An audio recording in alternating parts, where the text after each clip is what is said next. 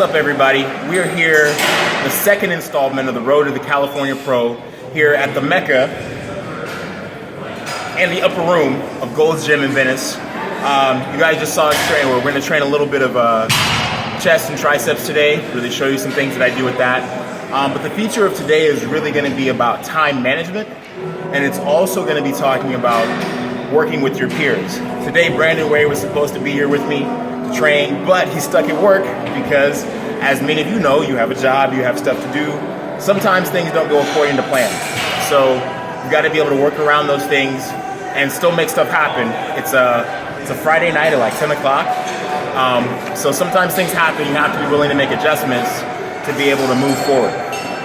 So the first thing we're really going to talk about here is time management. So a question that I get a lot is, how do you work two jobs? How are you training as a professional bodybuilder? How are you able to manage to stay married? How are you able to do all these committees? How are you able to do all these other things? When the typical narrative for a professional bodybuilder is eat, sleep, train. It's train, eat, sleep.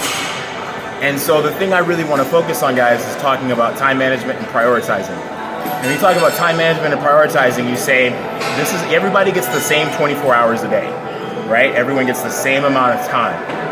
You have to understand how much of that you need to allocate to your sleep to be able to recover, because if you're not sleeping, like me a lot, sometimes I sacrifice sleep, to be honest, then you're going to hinder your gains. And so you have to be able to say, sometimes I'm at a place where I really have to go hard in the paint. I may not be able to sleep as much as I'd like, but I know this is only temporary for a week or 2 weeks until I get a project done, and then I can get back to where I need to go. Another thing you also have to realize is that sometimes you need to know where your capacity stands. If you know that right now is not a good time for you to be able to compete or to be able to train, you have to be able to recognize that. I took 7 years out of the sport because I recognized that there were some other things that were more important. It's an example of prioritizing, right? Bodybuilding takes a lot of time, a lot of energy, a lot of resources. And so if I wasn't prepared to allocate any number of those things to this process, I needed to take a step back and say, this isn't the right time. But when the right time does come, and sometimes it never feels like the right time, but you can just make it happen, that's when you move forward. So to that same end, you also want to be really communicative to the people around you, understanding that bodybuilding is not an individual sport. People may just see you on stage, and they may just say, oh wow, that's that guy working really hard, or that's that girl working really hard. But it's really a team of people behind them that are supporting them, that are encouraging them. But in order to get that team behind you in the most efficient way, you've got to be able to communicate. The last video we talked about picking a good coach, what a guru really means, and how to have some of the right people around you. So in this installment, we're really talking about making sure you communicate with those people, whether it be regular text messages, whether it be regular emails, whether it be setting a weekly meeting to be able to discuss some of the challenges and things that you're upcoming for the week, and also being able to understand the limitations of yourself and being able to reach out and ask for help. If you have a partner or boyfriend or girlfriend or whatever you're doing, being able to let them know some of the things that they can really help to do to lighten the load for you while you're inside of a prep. That's another really big thing that's important. So we're going to transition gears a little bit, and we're going to talk about prioritizing in the sense of what it means to pick a really good show. A lot of you guys watching this are on your road to being IFBB pros, and so being a new pro myself, I feel like I still very much so understand the struggle of what that was like. And so as much information as I have, I want to be able to pass some of that off to you. And so when I say prioritizing and picking the right show, it means picking shows that you think that are going to be the best for you. Sometimes that's not your local show. I'll be totally honest. You want to pick shows that are very, very near the larger national shows. For example, I did the Los Angeles Championships before I did the USAs. I was fortunate enough that the same promoter of that show, which is Don Lindsay Muscle Contest, was also the promoter of the USA. And so the LA has traditionally been a very big show. If you guys know Will Harris won that show right before he went to the USAs. I saw Big Will do that when I was a kid. I was like, that seemed like a really good idea. So I noted that down for my adult life. Another good combination is to do the Eastern USA's Steve show in New York prior to doing the Nationals. It's a really good show to do. Anything in the Pittsburgh area, if you're going to do the North Americans, Gary Udit, pick a Gary Udit show to do. I say this because, one, when you get to the national level, you're going to deal with the best people from around the country. Sometimes, as many of you guys know, the best people from around the country don't live in your backyard. Sometimes they do, sometimes they don't.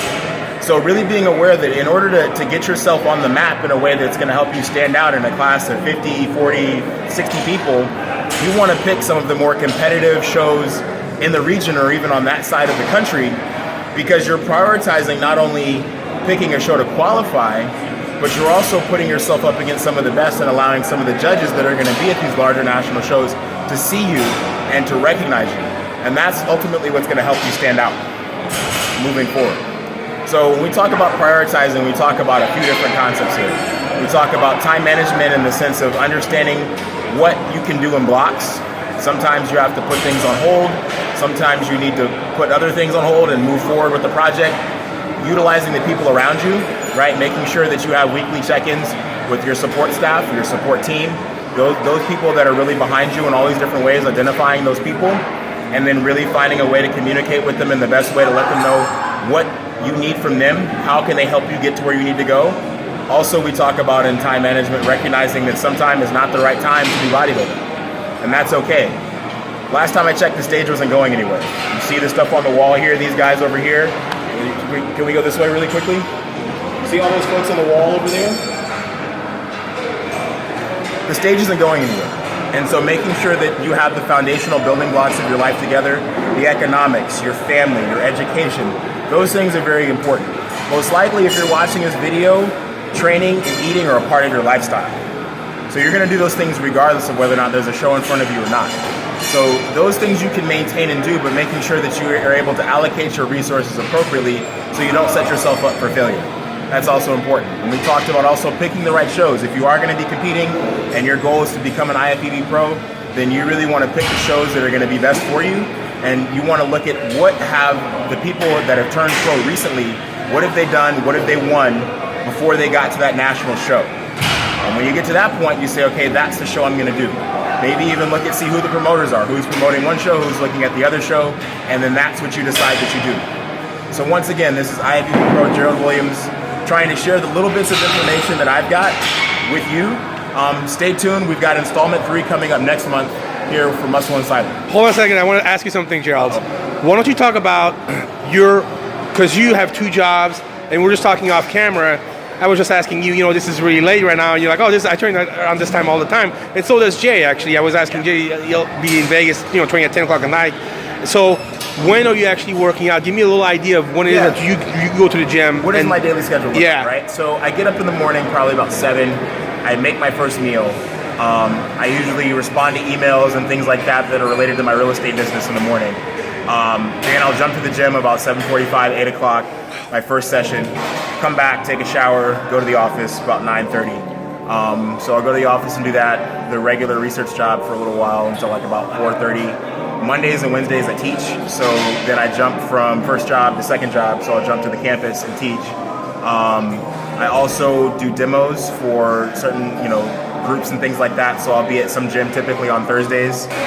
Tuesday is bodywork day, so I'll go see Patrick, my sports therapist, make sure everything gets all worked out, get all the knots out, and mild fascial release. It's a really, really important thing to do once a week to make sure you can continue to train heavy and hard. Friday, typically, I don't have too much going on, so that's good. And so now we're at about, on average, about 7 o'clock if we've done gym, first work, second work, or any of the other things. Wow. I usually will then either take care of some other business that needs to be handled, possibly take a nap, because sometimes I'm really tired by that point. And I'll usually dial back up for my second session, for the exception of Mondays, around like 9 or 10 o'clock. Wow. My evenings, I'll typically go train at Worlds in San Francisco, just because it's quiet. It's a big gym like this. It's got the dumbbells go up to 200 pounds. I love that gym just because it's got great hours. It's open till midnight. Nobody's there to bother you, and everybody that's there that time of night is there to really train. Sometimes I have to train at gyms like 24 or City Sport. The new City Sport in Berkeley, I go there a lot, but if I'm in the mornings because it's close to my house.